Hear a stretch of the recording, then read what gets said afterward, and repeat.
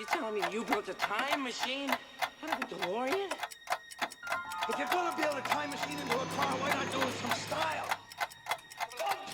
21 kilowatts!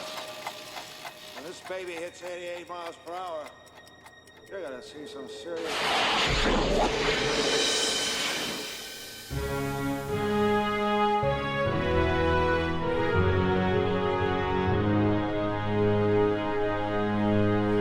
This is heavy. It's the all-new LEGO Back to the Future Time Machine set. 1,868 pieces, $170 here in the US. That would only get you like 3 Pepsi Perfects in 2015. That's a pretty good deal. This set just released at the beginning of April in 2022. It's one of my most anticipated sets of the entire year, if not of all time. I've got all 3 Back to the Future movies queued up so I can watch them while I build. What do you say we get started on this build?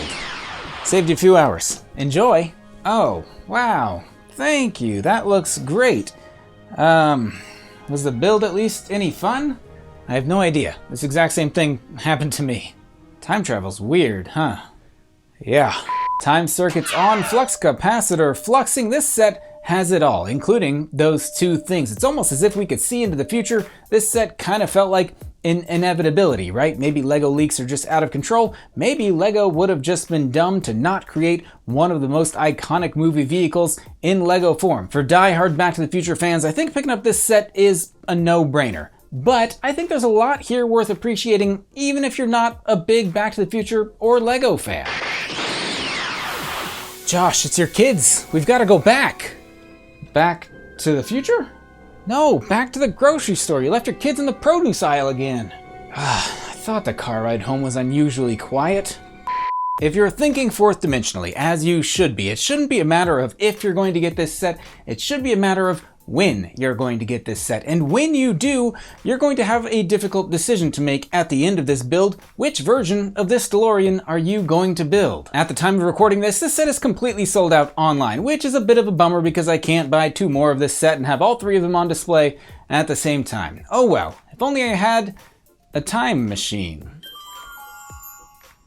My wife is not going to be happy about that one.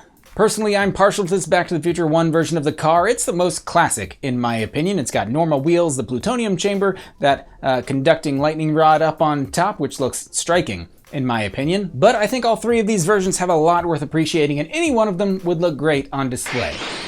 I'm heading to the roof to see if this thing can fly. Why? I'm gonna go put this car on a train track. Please, no. Conveniently, this is the version of the car I was planning on displaying, so no harm done. DeLorean didn't fly. Could have told you that. Train destroyed the DeLorean. Real Back to the Future 3 situation there. All of this cannot be good for the space-time continuum. I'm going to go back and figure out where this all started to go wrong.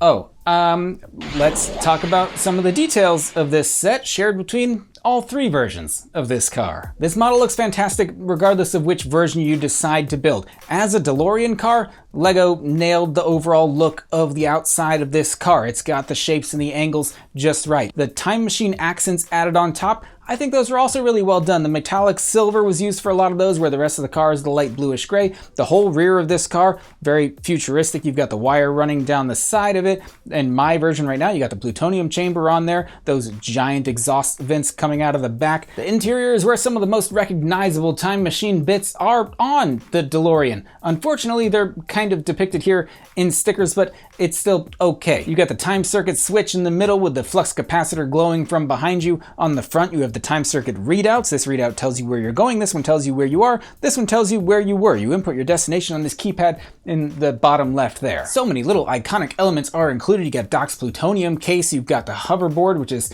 brick built, so it's in scale with the vehicle, not with the minifigure. You've got the out-of-time license plate, the futuristic license plate, the Mr. Fusion, which powers the flux capacitor and the time circuits. The rest of the car runs on regular gasoline. You got your Back to the Future 3 hood ornaments and wheels there. Everything is just super well done, whether brick built or molded or stickered or whatever. Everything included here just brings me so much joy.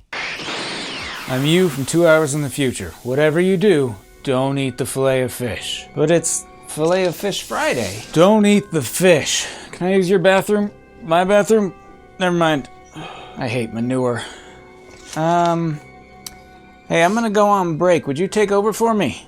There are a couple of things I dislike about this set. For one, these gull wing doors, they don't stay open after you open them, which is not that big of a deal, but I'd like to be able to display them that way. The LEGO store actually has a custom piece of acrylic that they extend between the two doors to keep them open specifically for display. I made my own version of that using a paperclip. Another annoyance, albeit minor, these little accessories that are used to build the different versions of the DeLorean, they reuse pieces between the different builds, so I can't have a complete Mr. Fusion and a complete plutonium reactor and a complete hood ornament from Back to the Future 3, because I have to change out some of those parts. I just wish they made that changeover, I don't know, a little easier, and really it's like 3 or 4 parts that get reused, and it seems like LEGO could have just included those in the set. So honestly, out of this entire set, those are the only real negatives for me. Fall off a roof or something? Oh no, I fell out of a tree a few videos back. Oh, why don't you make like a tree and go back in time and warn yourself before you fall out of the tree? That's not a bad idea. Do you mind? No, I got it. I'll see you next time.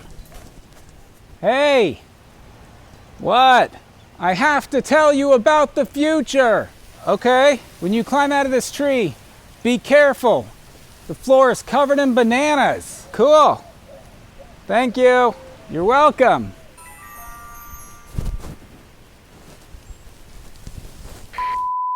Do you mind? No, I got it. Let's talk play features. In the Back to the Future 1 version of this car, there's a couple of things I guess you can call play features. The big conducting hook, sure, the hood opens no matter which version of the car you have with your hoverboard and your plutonium case in there. Sure, you can play with plutonium, I wouldn't recommend it. Of course, the light up flux capacitor, my kid likes that, therefore it is a play feature. Opening doors, rolling wheels, your basic vehicle mechanics. The Back to the Future 2 version of this car, that's where things get fun. Open that Mr. Fusion, throw some LEGO garbage in there. You may notice this vehicle looks like it's actually hovering because it's a flying DeLorean, because you can turn the wheels using this cool lever on the bottom. I love the mechanics that are going on to get that to work. I've also added a couple of clear LEGO pieces to the bottom of this set so it actually looks like it's hovering. I wish LEGO would have included something like that for real. And again, I wish LEGO would have included a way to hold those doors open because I love the way it looks with those held open. But once again, I'm using my patent pending paperclip. Lastly, I guess you could call it a play feature when you change out different accessories to build the different versions of this car. Ultimately, I don't think this set was designed to be played with. I guess in theory you could build a large model of Hill Valley, not to scale of course, and then race the DeLorean down one of the main streets. Be sure to keep a fire extinguisher handy if that's how you decide to play. Like I said, I don't think this set was designed to be played with, but it will look great on display. Hang on, I'm getting a phone call. Oh, it's my editor. Hey Scott. Yeah. Yeah. That sounds great, Scott. Okay. Let's talk about the minifigures included in this set. Doc and Marty look fantastic in their Back to the Future 2 outfits. Doc's rocking his cool futuristic shades. I love Doc, man. Him and I have the same favorite book. And then, of course, Marty has his also 2015 gear on with the side leg printing. I love it. A lot of times these LEGO Creator Expert vehicles don't come with any minifigures, so it's lucky that we got these guys at all. That can't be good. That can only mean one thing, and that is not a conversation that I'm willing to have with my parents, so I guess this is goodbye. Remember, your future is whatever you make it, so make it a good one. 2 of my favorite LEGO sets of all time have been released within a month of each other. I'm talking, of course, about the McLaren Formula 1 car, and I'm sure there are those out there wondering which of these 2 new vehicles I prefer. This is a very difficult decision, especially with these 2 cars being so close in price. But at the end of the day, if I could only choose one, it would be the DeLorean. In fact, I would go back in time and sell the McLaren so that I could buy this DeLorean. I immediately regret saying that. I'll be right back. Whatever you do, don't sell this set. Why would we sell this set? We love it. We think it's okay. I'm from the future, there's a new LEGO DeLorean, don't tell anyone. Also, this split screen bit gets old fast. Wow, future Josh is handsome. Objectively, I agree. Oh good, that's better. You know, subjective Josh got me thinking. I'm so excited about this new DeLorean set. I wish I had time to go back and tell my past self just how much he's gonna enjoy this set. Wait a minute, I got a time machine. I got all the time in the world. You know, I've been thinking, why are we only traveling backwards to our previous videos? Why don't we travel a little forward and see what we get up to in the future? Welcome back to the Mandalorian DeLorean review, man. Can I help you? Nope, actually, you know what? That's okay. I guess it's true what they say. No one should know too much about their own future. My final thoughts on this set: call me the time machine from Back to the Future 2, because where I'm going, I don't need roads, because I am flying high on the hype of this set.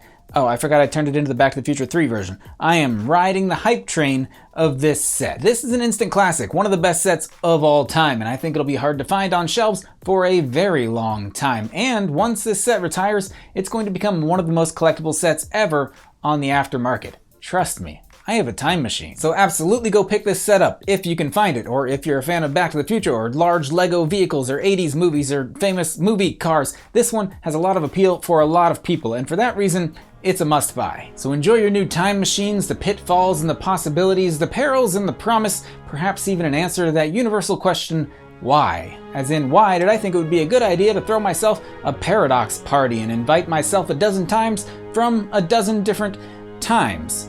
If you're wondering if you'll ever see me again, I guarantee it. I'll see you next time.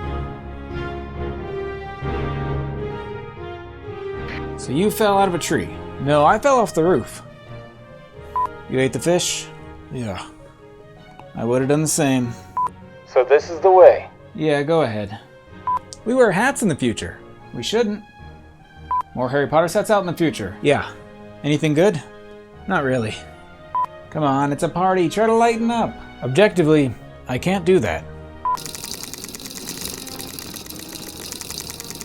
I'm you from exactly 1 hour in the future. This whole thing was a terrible idea. We should have seen this coming. Yeah.